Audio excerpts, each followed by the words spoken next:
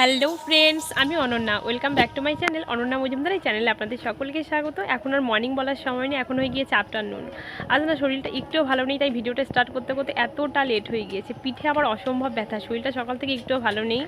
তো এই যে এখন থেকে তাই ভিডিওটা স্টার্ট করছি, তোমরা সঙ্গে থাকো আর দেখো আজ আমি সারাদিন কী করি। স্নান করে না পুজোটা দিয়ে নিলাম। আজকে প্রচুর লেট হয়ে গিয়েছে। ফার্স্টে আমি দিয়ে নিলাম পুজো। তো এবার যাব। এই যে আমি এখন যাচ্ছিলাম বাড়ির দিকে যেতে যেতে দেখছি রাস্তাটা অনেকে যাচ্ছে। সামনে একটা আশ্রম আছে, গোপালের আশ্রম, ওখানে অনুষ্ঠান, তাই আর কি সবাই যাচ্ছে।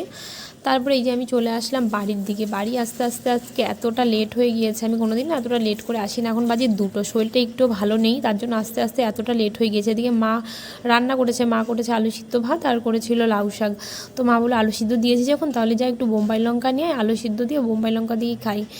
তো তার জন্য আমি গিয়েছিলাম যে লঙ্কা আনতে। আগের দিনও তো এখান থেকেই লঙ্কা নিয়েছিলাম, তোমাদের দেখিয়েছিলাম ভিডিওতে। তো আজকে দেখলাম লঙ্কা এখনও লাল হয়নি, তো একটা লঙ্কা পেলাম যে একটু একটু দেখছি হলুদ হলুদ টাইপের হয়েছে, তার জন্য এই লঙ্কাটা নিয়ে এসেছি।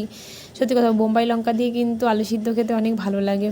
তো লঙ্কা নিয়ে আসলাম, আনার পরে তারপরে এই যে দেখছি মা আবার এনেছিল দই। মা একটা খেয়েছে আর আমার জন্য একটা রেখে দিয়েছে। আমার না এই দই একদমই ভালো লাগে না খেতে। মা নিয়ে এসেছে মিষ্টি দই, তো আমার ভালোই লাগে না। আমার আমুলে যে টক দইটা থাকে ওটা ছাড়া কিছুই ভালো লাগে না। পরে খাবো, তাই ফ্রিজে রেখে দিলাম।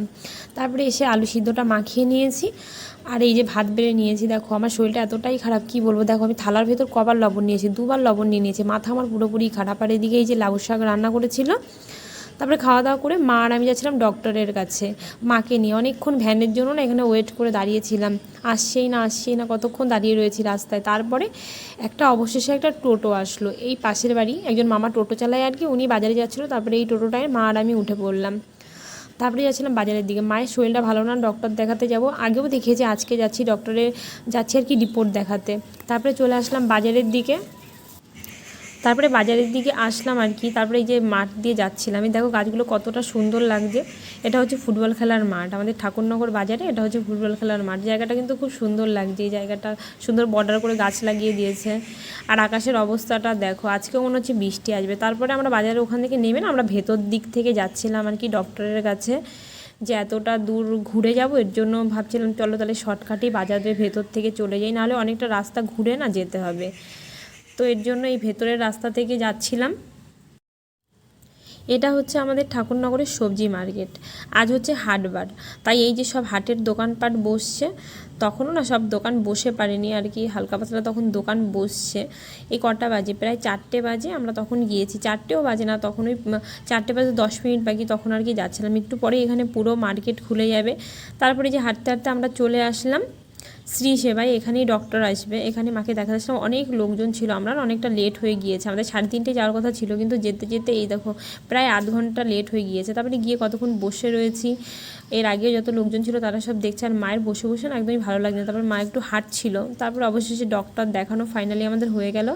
তারপর নিয়ে নিলাম ওষুধ। কত ধরনের যে ওষুধ দিয়েছে, ওষুধ নিয়ে তারপরে বাড়ির দিকে আসছিলাম। আসার সময় একটু সবজি বাজারে গেলাম, কিছু সবজি নেবো। গিয়েছিলাম একটু শাক নিতে, একটু কুমড়ো, আরও কিছু সবজি নেব। ভেবেছিলাম শুধু একটা কচুর শাকই নেবো, তা আনতে গিয়ে আরও কিছু সবজি কিনে নিলাম। তারপর সবজি কিনে নিয়ে এবার বাড়ির দিকে আসছিলাম। দেখো তখনও কিন্তু সন্ধ্যা হয়নি। এবার মা আর আমি ভ্যানে করে বাড়ির দিকে আসছিলাম। তারপরে এই যে চলে আসলাম আস্তে আস্তে। আকাশের তখন দেখছি ভালোই হালকা হালকা মেঘ দেখা যাচ্ছে, ভাবছিলাম আবার হয়তো বৃষ্টি নামবে। তারপরে আমি যখন সবজি কিনতে গিয়েছিলাম, মা আবার এই জিনিসগুলো কিনলো, এগুলো দরকার ছিল। তারপরে যে সবজি যা যা কিনেছিলাম, কিছু সবজিপত্র, তারপরে ওখান থেকে কিনে নিয়ে চলে আসলাম বাড়ির দিকে। এসে এবার একটু ফ্রেশ হয়ে বসলাম, ফ্যানটা চালিয়ে, অনেকটাই গরম লাগছিল।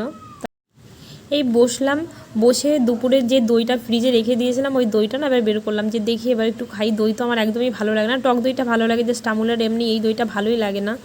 তবুও মা নিয়ে এসছে, বারবার বলছিল খা, জানি না খেতে পারবো কি না। মানে এই মিষ্টি দই আমার একদমই ভালো লাগে না, আমুলের ওই টক দইটা ছাড়া আমার কিছুই ভালো লাগে না। তারপরে একটুখানি নিলাম খাওয়ার জন্য, একটুখানি খেয়ে আমার আর খেতে মানে এমন লাগছিলো, মানে কী যে একটা বিচ্ছিরি লাগছিলো।